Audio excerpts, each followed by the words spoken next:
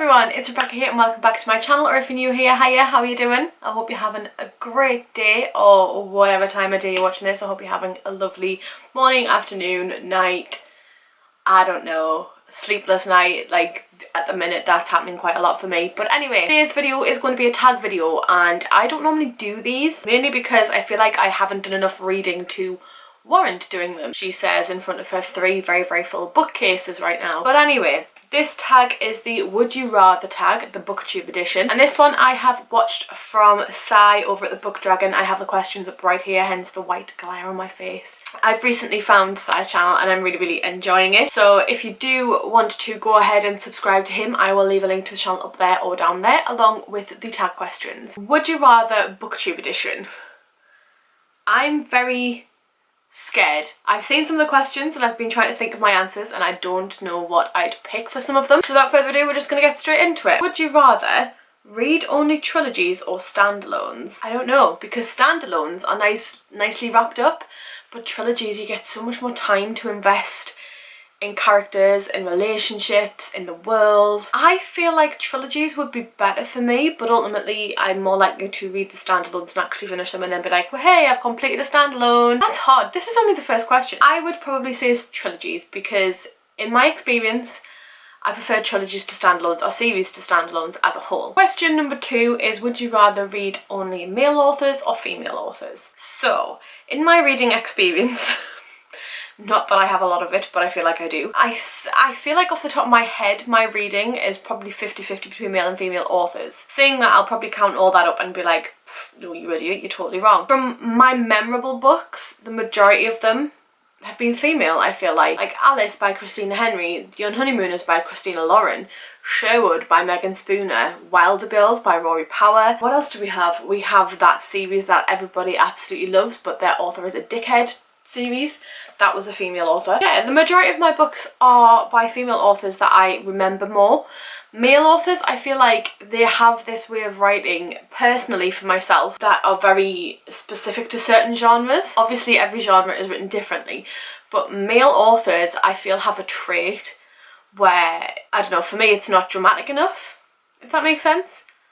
Like, I feel like the drama can be there to be built up in the book and you are dying for that drama and it just never happens. Whereas female authors, I feel like they tend to be able to write that drama really well. Does that make sense? I feel like female authors are more likely to bring me into the story better and make me want more. Although, to be fair, right now, Adrian Tchaikovsky is on point with his writing and I'm really appreciating his work. So it's not just specifically, like, I don't want to have to pick because there are some gems such as Stephen King and Joe Hill.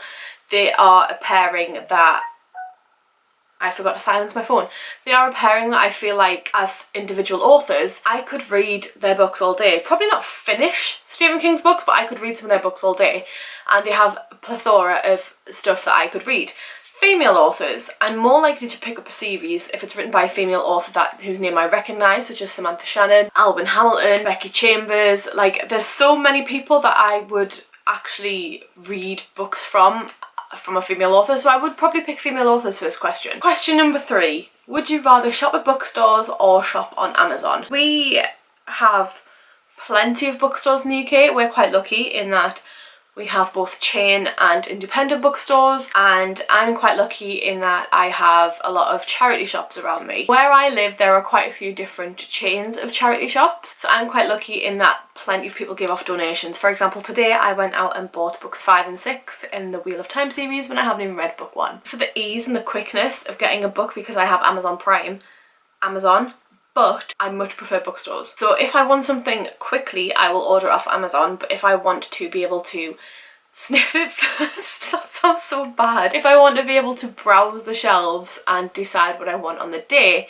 bookstores are the way to go. There's just a different feel about bookstores. You walk in and it's just so calm. It's like if you walk into a popular clothes shop who begins with a P in the UK, you expect chaos. If you walk into a bookstore, it's just calm and lovely. And just, if I could live in a bookstore, I would live in a bookstore. We're going to pick bookstore for that. Is there any even option? Like, anyway. Question number 4. Would you rather all books become movies or all books become TV shows? I don't know, because I feel like movies, they get done all the time, but so much gets left out of it. So Sai was saying in his video that Harry Potter is the thing for him that he would love to see a TV show of. And the movies, they missed out on so much. And I never thought, oh, a TV show of Harry Potter. And now that they've mentioned that, I'm like, oh my god, I want a TV show of Harry Potter. Can you imagine if somebody took on that project and did the filler years, as in, and the filler stuff, as in that 19-year gap, but also the lessons and stuff in that 7-year period where Harry's at Hogwarts. Like, just the drama, oh my god, the house elves and Spew, and more of the Quidditch World Cup and more of the Triwizard Tournament. There's so many different things that would be able to be explored more and appreciated more. Like, you could even go ahead and use the same sets and stuff that they used in the films. The Weasleys, just like, can the Weasleys have their own series, please? TV shows, I feel like, are things I would say I would watch and then never do. Do I have to read the book before I watch the film? Well, that's the other thing about that question. Do I have to read the book first? Because if the answer is no, then possibly a series, because I did that with Game of Thrones, but then the book would never get read. I don't know, I think it depends on the book. Fantasy films tend to be better than fantasy series in my opinion. I think it depends entirely on the genre for this one, because contemporary or thriller is better off as a series, but a fantasy is better off as a film in my eyes. Question number 5. Would you rather read 5 pages per day or 5 books per week? So right now, either would be pretty damn good because I suck. My reading is going very, very slow. 5 pages per day for me would be a massive achievement right now. That's embarrassing. So I go through fits of, I'll read 50 pages in a day and then I'll not pick the book up for like 3 or 4 days, and I'll not read anything for 3 or 4 days, or I could read a full book in like 2 days. So for me, 5 books a week would be fantastic, because 5 books a week over 52 times a year, maths, 260 books, something like that. Like, can you imagine being able to say I've read 250 books this year? I mean, like, I know that there's some people out there that do that, but I'm sat over here on like 24 and I'm like, I feel like I'm an absolute queen because I am bossing my 1 book per month goal. Like, I feel like I'm doing mint because I'm beating my 1 book per month goal, and there's people out here who have already read like 100 books. But anyway, I would say if I could take in all of the information, because I struggle to retain the information quite a lot from what I already read, if I could retain the information, I would definitely pick 5 books per week, because that would pretty much sort these shelves. Like, I would be able to read all these shelves, no problem. Would you rather be a professional reviewer or a professional author? So I feel like as an author, reviewing kind of comes with the territory. There's plenty of authors that I see online who receive their author friends, early copies of books, their physical books, their beta readers or beta readers or beta. Like, basically they're like the pre-readers before the ARCs go out for their friends, and I think that's so nice. And I feel like being an author, reviewing comes with the territory.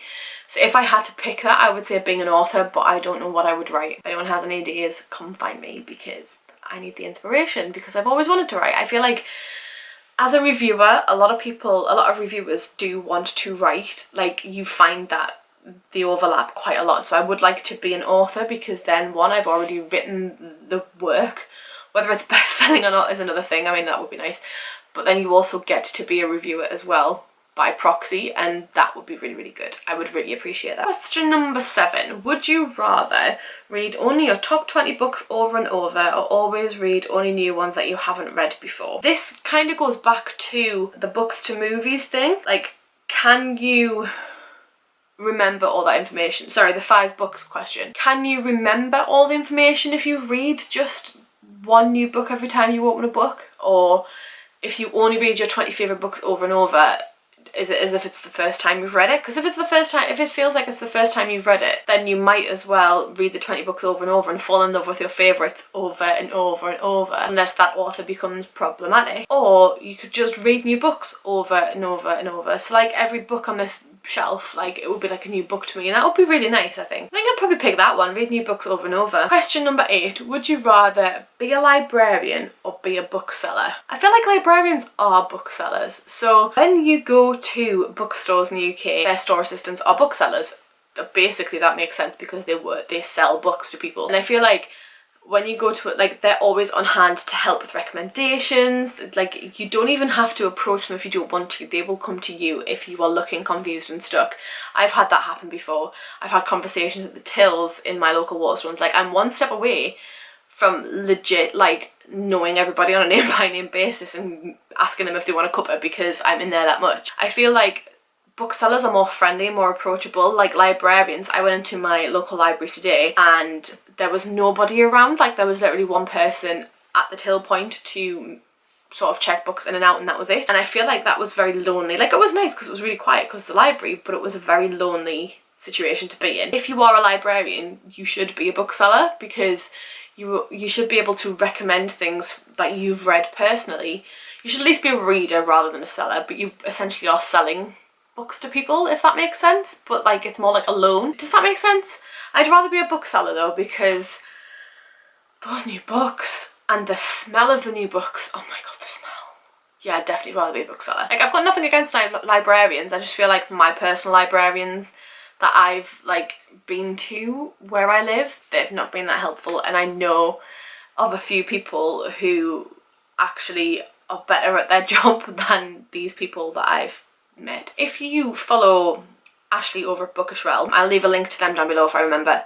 They are a librarian, so I would highly recommend that you go over to their channel and watch their librarian tag videos, their like being a librarian Q&As, all that kind of stuff, because Ashley is a book reviewer, she's an avid reader, librarian, like the full package basically as a librarian. I think that would be the only exception, is that if we could all have Ashley's as our librarian. Question number 9. Read only your favourite genre or every genre except your favourite genre. That's mean.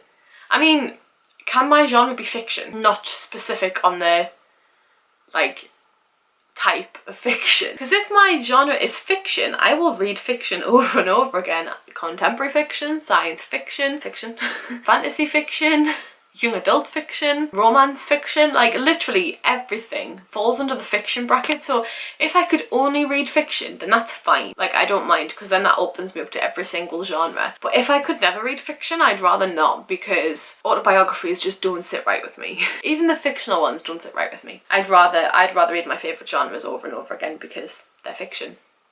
That's the genre I'm going with, and fight me on it. Question number 10. Only read physical books or only read ebooks? I mean, do I need to answer that question? Physical books all the way. I mean, ebooks for convenience and for NetGalley, but physical books because the smell.